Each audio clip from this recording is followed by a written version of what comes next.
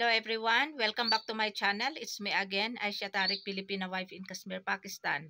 Today is May 29 and today is Wednesday and time now in Pakistan is 3 p.m. 2 days na lang mag-goodbye na naman ang May 2024. So, ito sobrang busy. Ito kauupo ko lang. Kasi meron kaming mystery, yung mystery kasi ang tawag nila dito yung mga mason yung gumagawa ng mga yung nagbi-build ng house, ayan yung extension room.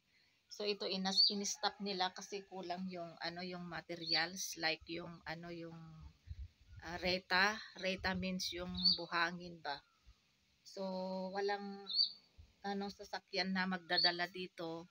Tumawag na sila kay doon sa shop kung saan merong mga paninda na mga materyales na like yung mga yung cement meron pa kailang yung yung reta yung bahangin ang kulang.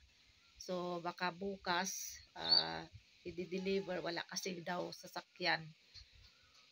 So kaya umalis na sila yung nagwo-work dito.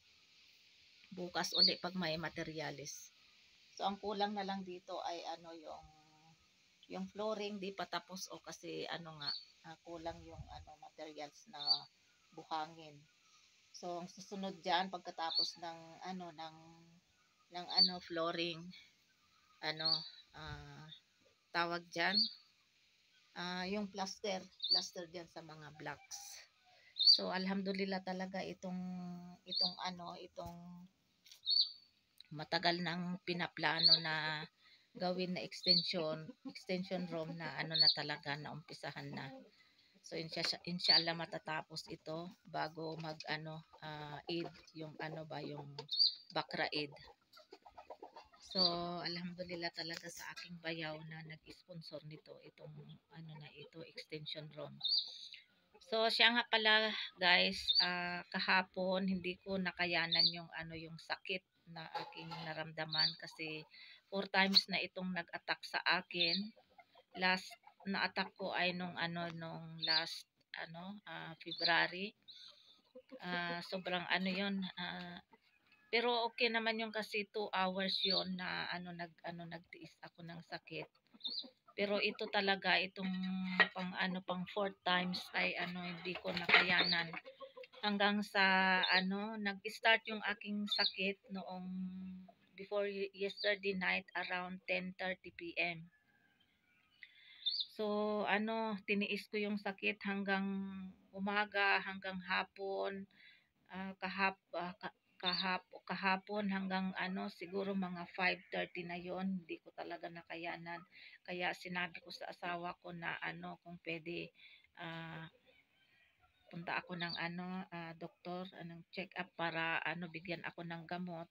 So ayun, umalis kami kahapon ni Fahad, kasama ko si Fahad kasi sila kay busy siya dito.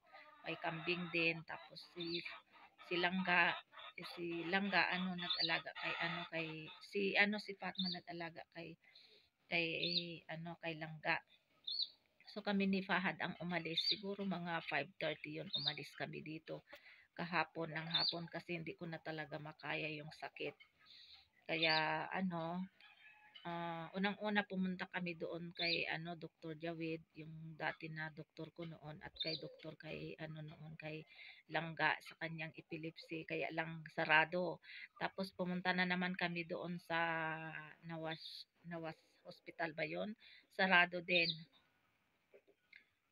Doon din sa United Kingdom sarado din. So sabi nung driver na nag-rent kami ng sasakyan na na carry dabba, yun sabi niya sa CMH na lang. So no choice, pumunta kami sa CMH.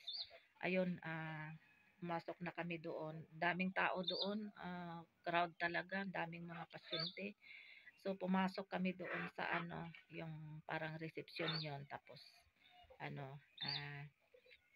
yun, tinanong yung aking pangalan, tapos yung sakit ko, ganito ganyan naramdaman ko, tapos yun sinabi ko na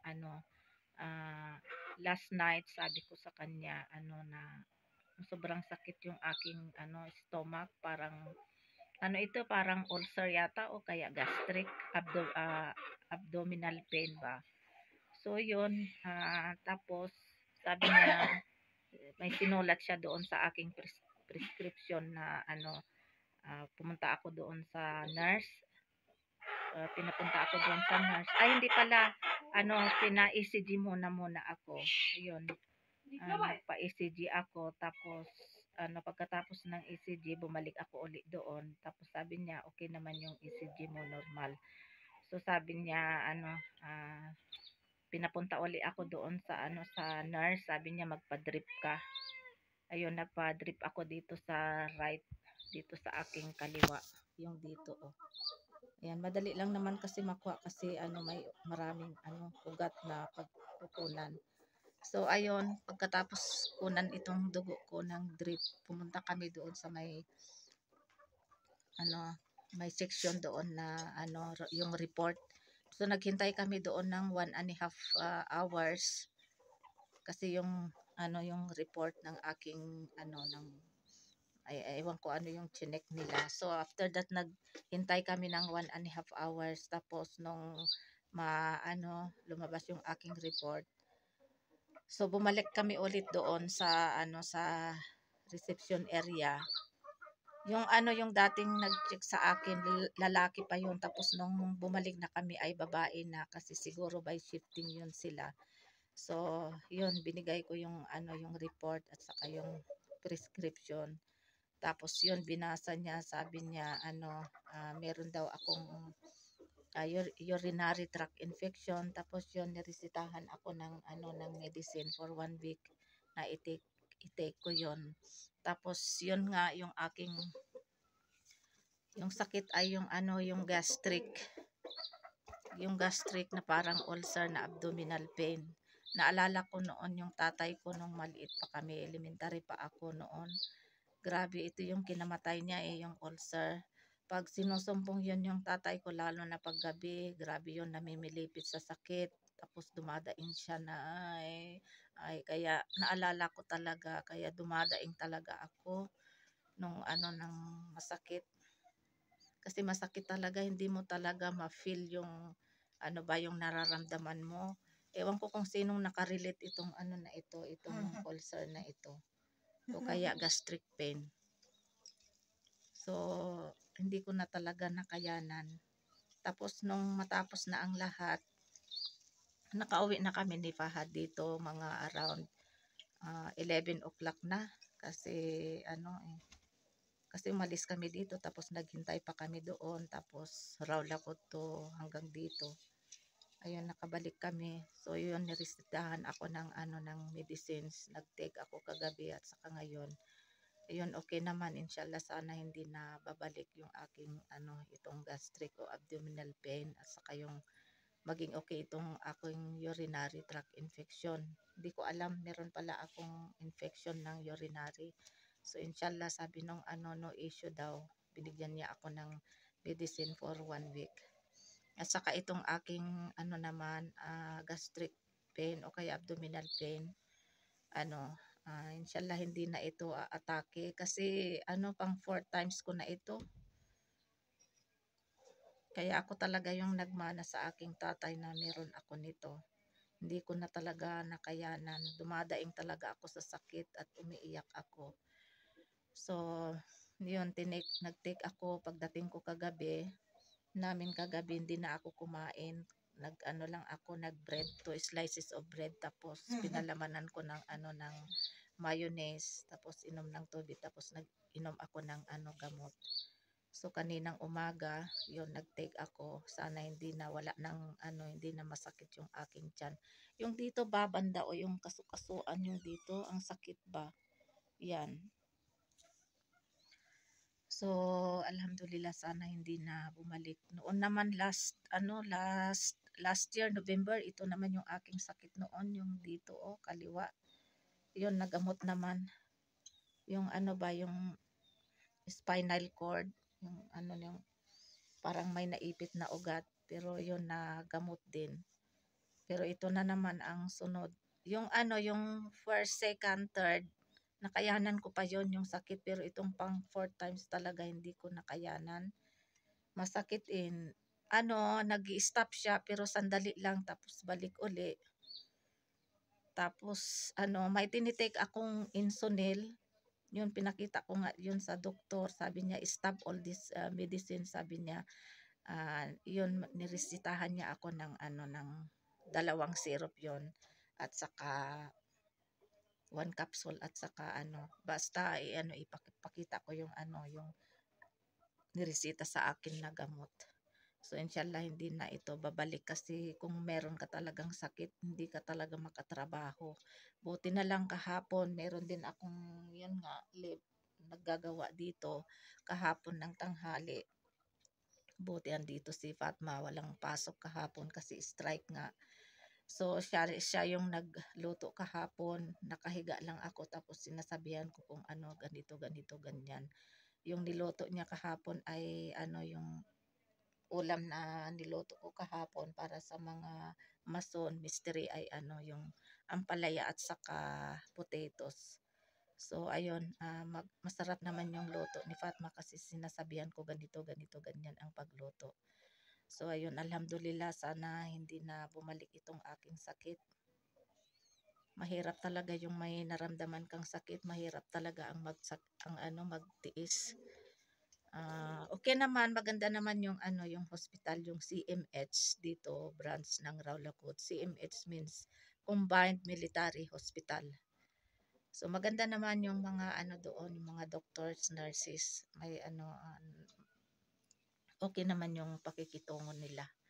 So alhamdulillah, ito lang ang aking update. Kahapon di ako nakapag ano, upload ng video kasi nga ano din, anong tawag diyan? Hindi ako nakapag-upload kasi nga ano talaga ang tawag, may masyadong masakit yung aking tiyan. Tapos kanina naman hanggang hapon, ito 3 PM na ano, free na ako, nakapagluto na ako ng ulam. Yung iniluto kong ulam nila ngayon ay pang third day nila ngayon ay munggo beans at saka rice.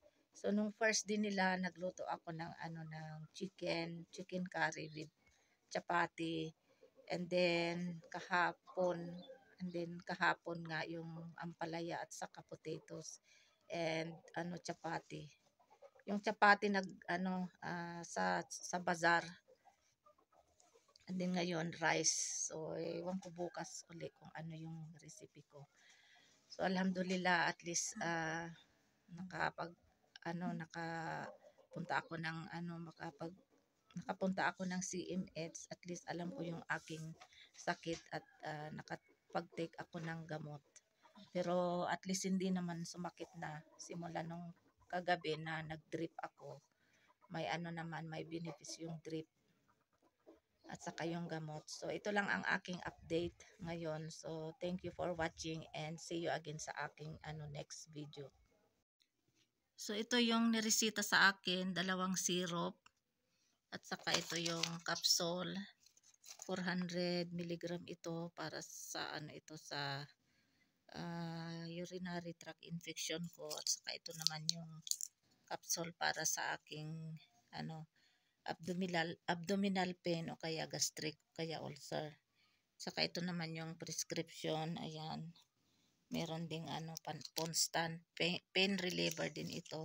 At saka ito yung tinitake ko na pag ano, nafi-feel ko na medyo ano, yung ano, yung tiyan ko. Kung sa Ilocano tawag rusok. Yung sakit pa, yung rusok ba na sa tiyan. At saka ito yung pinabili ko kahapon kay Fahad kasi hindi ito ano, walang ano, epekto. Kaya bumili si Fahad kahapon. Ayan, meron din nag-take ako isa, kaya lang wala talaga, hindi ko talaga nakayanan yung sakit kahapon. So ito lahat, mura lang naman yung ano pa, yung ano dito nagastos ko kasi yung ano, yung dala kong pera ay 5,000, tapos kasama na yung ano, yung pamasahe namin kasi nag-rent kami ng Keridabba. So 1,300 rupees yung ano yung back and forth na nirent namin kasi naghintay din siya ng ilang oras. Saka itong medicines yan. Nakagastos ako ng ano 4,000 kasi meron pang naiwan na 1,000 rupees. So ayan, alhamdulillah, at least nagamot ako at sana hindi na babalik.